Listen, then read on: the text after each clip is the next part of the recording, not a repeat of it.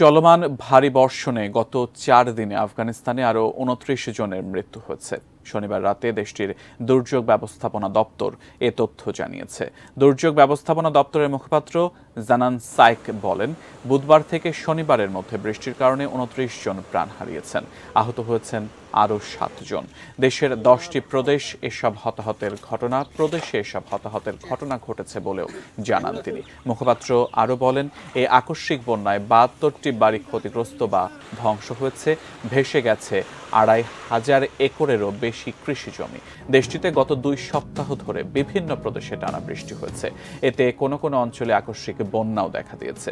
সরকারি পরিসংখ্যান বলছে, আফগানিস্তানে চলতি মাসে বন্যায় নিহতের সংখ্যা 100 ছাড়িয়ে গেছে। বন্যার কারণে 25,000-এরও বেশি পরিবারের সাহায্যের প্রয়োজন বলে জানিয়েছে আফগান সরকার।